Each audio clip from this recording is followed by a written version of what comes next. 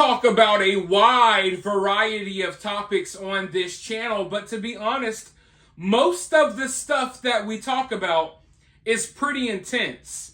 So I always enjoy when I get to take a break from talking about all of the horrible things going on in the world, and I get to talk about a topic that I find fun or a topic that I find interesting.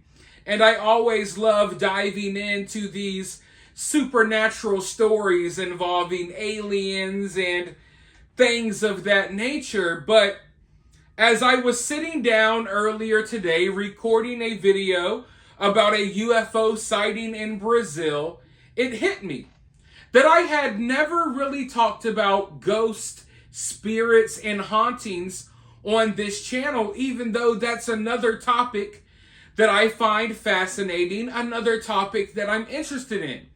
But in all of my years of doing YouTube, at least on this channel, I don't think I've ever talked about spirits or ghosts really at all. But oddly enough,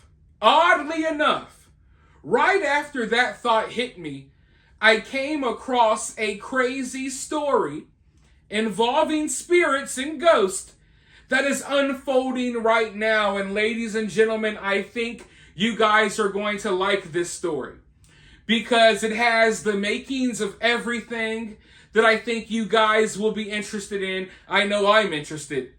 I mean, on one hand, it involves spirits and ghosts and hauntings, and on the other hand, it kind of involves a legal battle. So, I mean, it's right up a lot of your guys' alley. But if you know me, you know I also love movies, and I really love horror movies. And I'll admit it, I've already started buying Halloween decorations. I started a couple of weeks ago. Maybe I have a problem. But anyways, one of my favorite horror movies is The Conjuring and The Conjuring Part 2. I feel like these are some of the scariest movies ever, at least in my opinion, because they're somewhat based on a true story. The first one involving what people call the Conjuring House. Now, the Conjuring House, it's a real place that you can go and visit, and supposedly it's like extremely haunted. Everyone who goes there experiences crazy stuff. Some of the workers who have worked there over the years, you know, they've provided their various accounts of what they experienced. You can look this stuff up online if you want to hear what they have to say about what they experienced. But one worker who has been working there for a while, who has already experienced his fair share of ghostly, scary, freaky activity, he just got fired. And he didn't understand why. Why am I getting fired? What did I do that was so wrong? I mean, at the end of the day, I clock into work every day in this demonic, possessed, ghost-ridden house. Because, folks, these aren't like Casper the Friendly Ghost at the Conjuring House. No, these are like some evil, freaking spirits. Supposedly. But the guy gets fired, and, you know, immediately the thought hits you like, I mean, who else really wants this job? You know, I'm here, you know, subjecting myself to all of this stuff every day, and I'm getting fired for what? Well, folks, this is when the story gets really weird. Because the current owner of the Conjuring House said that the original owner of the Conjuring House told her to fire this employee because this employee was stealing. Now, the only problem is the original owner of the Conjuring House has been dead for a very long time. But, I kid you not, the current owner has gone on record stating that spirits in the house have been talking to her, warning her about this employee, telling her that this employee has been stealing from her, stealing from the business, and that's why she fired him. And now He's claiming that she owes him all of this money because she's refusing to pay him the money that he's earned, because she said, hey, you already stole that money from me, and the spirits told me all about it. So now there's going to be a potential court battle between the two. But I mean, words can't even really describe how crazy this situation is. So let's go ahead and roll this news clip, because I have a feeling that some of you don't believe what I'm saying right now. But I'm telling you folks, this is currently unfolding. Now, is the woman actually talking to spirits or whatever? I don't know. But this is what she's claiming. Let's go ahead and roll the clip, and then I'll be right back with more. Well, a house made famous by the 2013 supernatural horror film is making headlines. The owner of the Conjuring house claims the man who works there is stealing based on messages she says she's heard from 19th century spirits. Sarah Granelli from our News Nation affiliate in Providence, Rhode Island, has the unusual story. Brian Dansero says he worked at the Conjuring house for the past 3 years. That's until the owner, Jacqueline Nunez, fired him. She tells me she's a medium and that a spirit from the house told her Dansero was stealing. This is not your average home on Round Top Road in Burrillville. It's known as the Conjuring house, made famous by a 2013 movie, and for years it's captivated the imaginations of those who seek paranormal experiences. I would hear voices, of course, footsteps, of course. Brian Dansero began working at the house in 2021. One of the stories I have, which makes me smile to this day, is carrying heavy boxes in and getting ready to balance it to open the door, and literally the door opening for me as I approached it, allowing me to walk in with the boxes. And I did say thank you. What the is that? In May, Dansero went full-time as the house's vice president of operations, but within 2 months, owner Jacqueline Nunez let him go after saying she'd heard from the house's 19th century owner. These are text messages she sent to Dansero. John Arnold told me, you've been stealing money out of the cash box for the past 2 months. And I literally stopped and I actually corrected him, like, John Arnold, one of the original owners who died in 1839, and she said yes, and I want you to pay it back. When asked to respond, Nunez told Target 12 in part, I and every person is entitled to experiences that bring understanding and meaning to our lives, including being informed or warned about wicked actors and actions. We took a step in and stuff from the ceiling just fell straight down. Seriously? Yes. It started the first day that we moved into the house. Author Andrea Perrin told 12 News at the time the movie was inspired by her book that detailed the Perrin family's experience after they bought the home in the 1970s. You know that other man in the dining room? He just disappeared. The home sits on the old Arnold estate. Target 12 found records dating back to the 1800s, referencing John Arnold and his wife Abigail, 2 of the original owners. Horrible. Everything about this is horrible. Dansero filed this claim with the Department of Labor and Training, stating that Nunez owes him $9,000 for unpaid wages. He denies any wrongdoing. Now, did you steal? I can tell you no. I was a paramedic for over 30 years. The stress of all this has been keeping me up at night.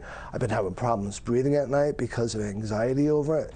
Nunez tells me Dansero was poised to make $100,000 a year if he didn't steal. She says she's using that money as part of his compensation. State officials are investigating the claim. With the Target 12 investigators, Sarah Granelli, 12 News. You want me to be completely honest with you all? I don't care what the job is. I don't care how much the job pays. If my boss fires me and tells me I'm firing you because the evil spirits in my home are talking to me and telling me horrible things about you, I would be happy. Yes, please fire me. I'm glad you didn't try to, sneak up behind me and take my life or something weird. Yeah, you don't even have to fire me. In fact, I quit. I'm not going to beg for my job back. I'm not going to try to fight for my job back. I'm not even going to argue or tell my side of the story. You come to me with some crazy stuff like that, the demonic spirits that are possessing the house have told me that you're stealing and I need to fire you. Yeah, I'll be like, you know what? You're damn right. You do need to fire me. I am out of here. I wouldn't even allow that conversation to come to a close. As soon as I hear something like that, I am separating myself as far away from you as possible, and as far away from this house, and as far away from this situation as possible. And if you ask me, because regardless if you believe in spirits or ghosts or whatever, this guy believes in it. He's supposedly experienced this stuff firsthand. So if you believe in this stuff, you may believe that this woman is actually being told this stuff. And if you believe that, then you got to know that, hey, you maybe made it out of this situation kind of lucky. Things could have gotten way worse. Luckily, you just got fired and accused of something that you didn't do. Time to separate yourself from that situation and move on. You know what I mean? Because, I mean, you're working at this place, at this home that you believe is haunted, extremely haunted. And you've already seen and experienced weird stuff.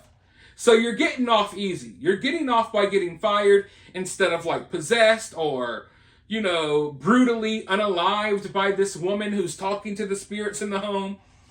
But if this is real, which I don't know if it's real or not. I mean, this is a real situation, obviously, that's taking place. But is she really talking to spirits, or does she really think she is? I don't know, but let's say she is. Then maybe these spirits just wanted to get rid of this guy for another reason. Maliciously. You know, they're spreading their evil. You know what I mean? And they're getting into this woman's head, telling her to fire her employees so they can further, you know, control this situation that's happening in the home. I don't know. It's really a wild thing to talk about and speculate and brainstorm about. But, I mean, it's 2024, people. Get with the times. You got alien sightings, you got assassination attempts, you got all types of stuff going on. And now we have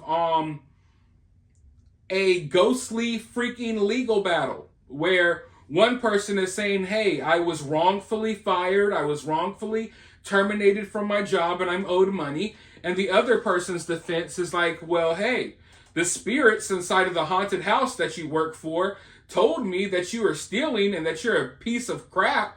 Therefore, I fired you, and I'm not going to pay you because the ghost already told me you took more money than what I owe you. So keep the money you took, and we'll just go about our day. That's basically the defense. And, I mean, even though it sounds crazy, it's like entering into the story, it's hard to explain. Like, yes, the defense of, oh, the spirits told me that you stole, and this is why I fired you. That sounds crazy. But then when you think about the fact, wait, this guy who believes in spirits, who says this house is haunted, decided to work at this haunted house. So, you know, in this particular situation, you know, I'm just saying, like, if you were working at McDonald's and they're like, hey, the spirits are telling me you're not cooking the fries long enough. You know, the spirits are telling me that you're popping McNuggets in your mouth behind our back. You're fired. You know, that's a different situation than you working in a literal haunted house and trying to explain to a judge, hey, the haunted house that I work in, that I believe is haunted, the woman who owns the place says she's talking to the ghost within the house and they're telling her to fire me. So I'm just saying it's kind of ironic, it's kind of weird, and I don't know what to expect from this story next. But something tells me we haven't heard the last of this story. And I, for one, I want to know more. I want to hear more from this woman who's talking to the spirits in her home. I mean, I'm fascinated. They got me hooked. Hopefully you guys will have an update on this story soon. I'll be looking into things. For now, let me know your thoughts down in the comments below. While you're down there, hit that thumbs up, hit that subscribe, ring that notification bell, and I'll talk to you all very soon in the next video.